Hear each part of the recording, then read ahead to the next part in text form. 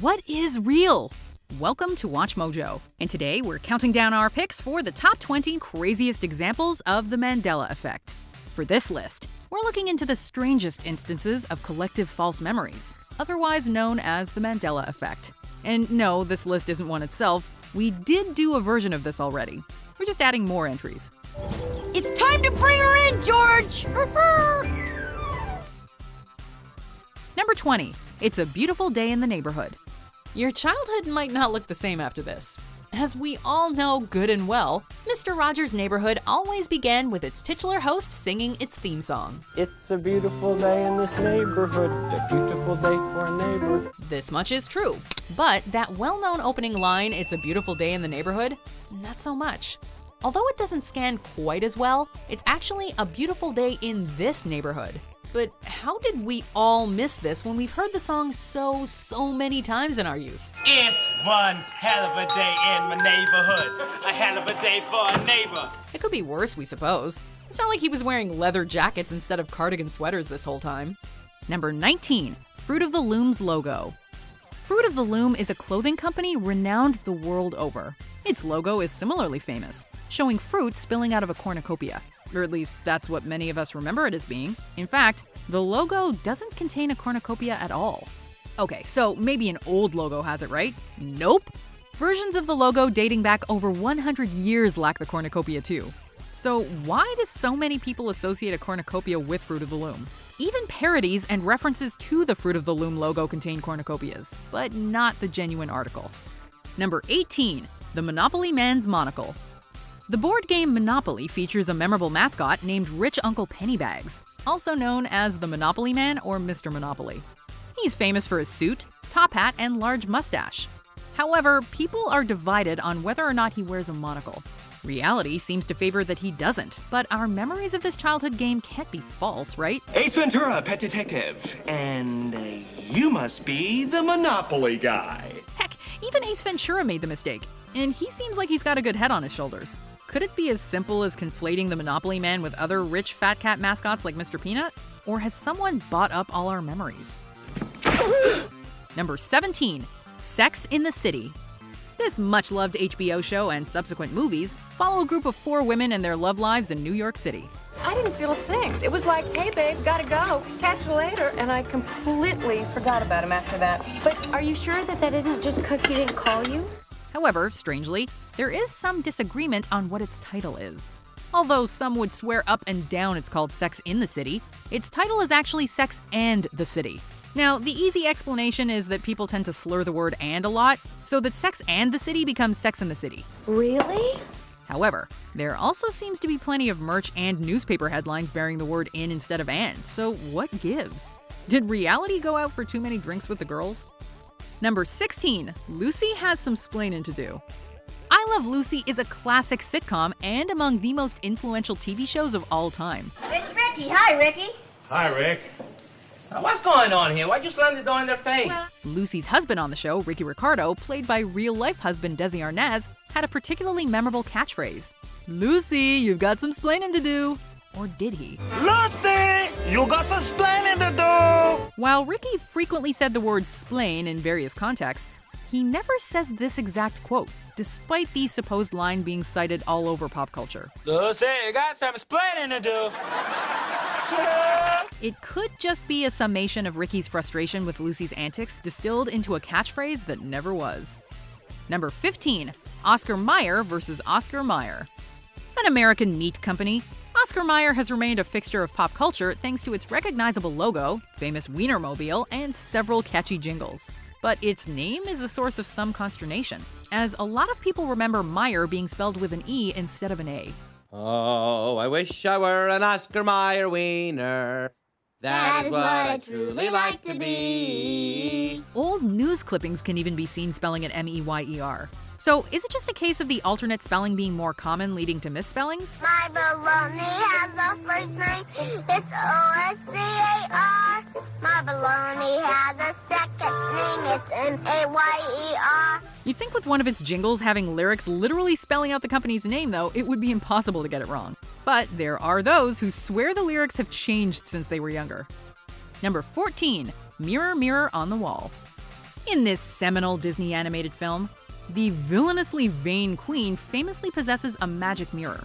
To call on it, she says, "Mirror, mirror on the wall, who is the fairest one of all?" Except that's not the line in the Disney movie. Magic mirror on the wall, who is the fairest one of all? In Snow White and the Seven Dwarfs, the queen says, "Magic mirror on the wall." This is a strange case because the original fairy tale has her say "mirror, mirror." It's just the Disney version that's different. Mirror, mirror on the wall, is this not the most perfect kingdom of them all? This could simply be a case where people are conflating the fairy tale and the Disney film, but even so, it's odd that something as popular and well-known as Snow White wouldn't be better remembered. Mirror, mirror on the wall, who's the fairest of them all? Number 13, Curious George's Tale. Curious George is a monkey and the star of many children's books and television series. Hey, George! Perfect kite flying weather, huh? Given how long the character's been around, many are surprised to realize that he doesn't have a tail. After all, George is a monkey, and most monkeys have tails. Apes generally don't, by the way, and Curious George is repeatedly referred to as a monkey. Could the common confusion between the two sets of primates be the root of this Mandela effect, or has reality changed the features of George's posterior? Whatever the case, we are certainly curious to find out. Number 12, Mona Lisa's Smile. The Mona Lisa is arguably the most famous painting in the world and has been discussed and dissected for half a millennium. From the strange phenomenon of her eyes appearing to follow you to her enigmatic smile. However, for some, the latter is especially mysterious, since there are many who claim that she didn't used to be smiling at all. Granted, it might just be that those exposed to the painting at an early age got better at reading her expression. Still, that so many people could be confused about one of the most studied pieces of art ever made seems odd. Number 11, Hello, Clarice. When Dr. Hannibal Lecter greets Agent Clarice Starling from his cell, a lot of us remember him saying, "Hello, Clarice," in that chilling tone. After all, that's the quote that everyone references all over pop culture. Good evening, Clarice. Yet, in reality, Dr. Lecter never says this quote in The Silence of the Lambs, even if he approximates it in the sequel. Is this Clarice? Well, hello, Clarice. He says good morning to her and even good evening, Clarice, but never that infamous quote. So, are people simply misquoting the film because hello works at all hours of the day? Or is there a more sinister explanation at work? Number 10, Pikachu's tail color. The adorable yellow, red-cheeked Pikachu acts as the mascot to the massive multimedia Pokemon franchise. Pika, pika, pika, pika. With its image plastered on practically everything Pokemon, you'd think that its features would be burned into the brains of generations of adults and kids alike. But there are those who are convinced that Pikachu's tail, like its ears, used to have black on the end. Because of this misconception, there are plenty of images available that feature Pikachu with a black tail, so that could be to blame.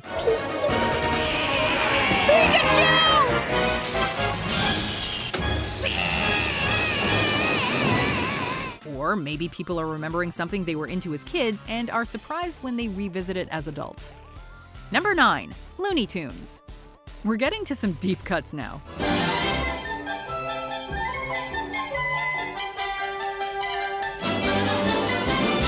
Looney Tunes is a franchise of Warner Brothers cartoons dating back to the early days of animation. Its characters are iconic to the medium and are practically as well known as those by rivals like Disney. What's up, Doc? But as famous as Looney Tunes is, there are some who believe its name's spelling is no longer the same. Some people remember its name as being Toons, T-O-O-N-S, as in cartoons, while the current spelling appears to be Tunes, T-U-N-E-S, as in a synonym for music. Oh, you treacherous trickster. The fact that its sister series is called Merry Melodies lends some weight to the musical spelling, and the fact that the words are homophones does mean confusion would be easy.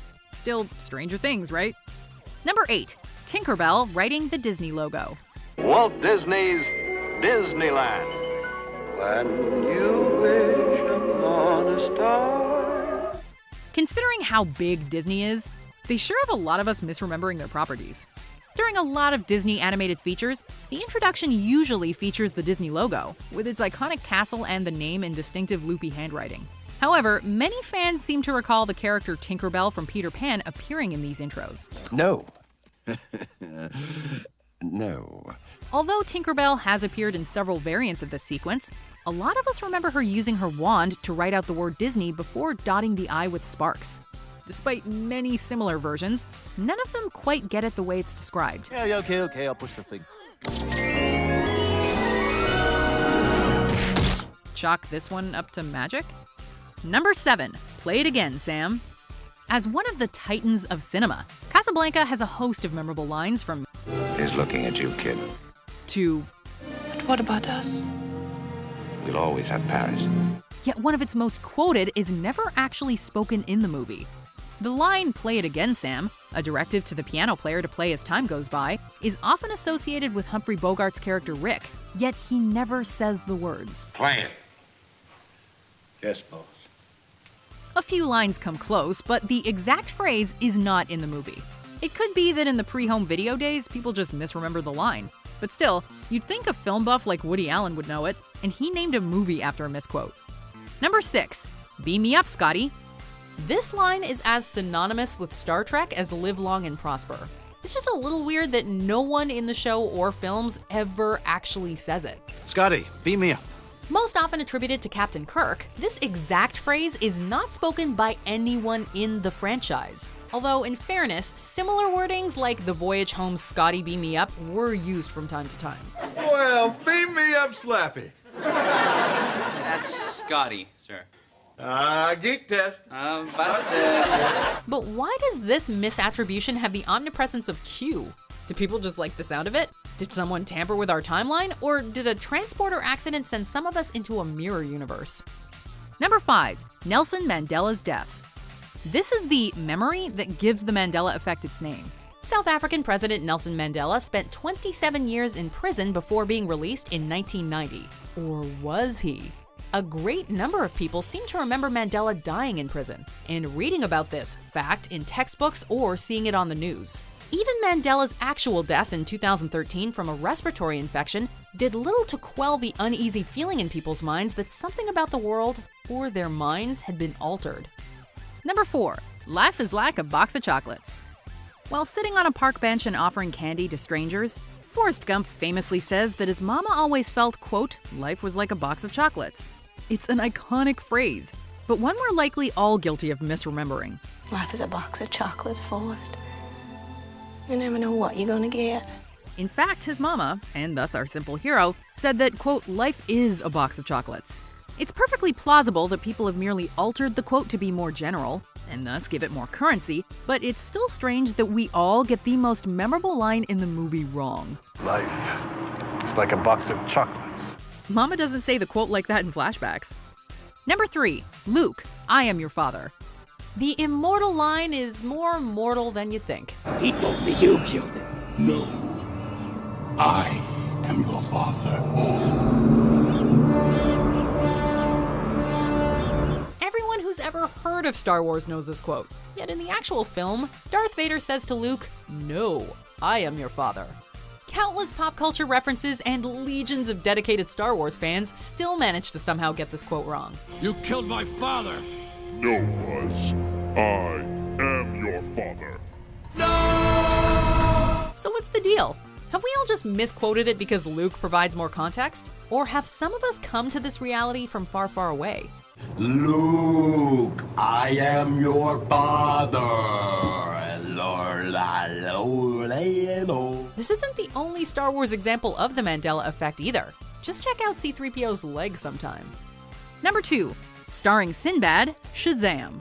Quick question. Who starred in the 90s movie about a genie? I am Kazam! Some of us correctly recall it being NBA star Shaquille O'Neal, who had a sporadic movie career throughout the 90s. However, others believe the star of the film in question was the comedian and actor Sinbad, who starred in a number of children's films during that same time period. Racism! That's what Jesse Jackson was talking about! Others also believe this non-existent film starring Sinbad was called Shazam rather than Kazam, which they claim is something else entirely. Are people conflating multiple movies in their minds? If only we had a genie to magically solve this mystery.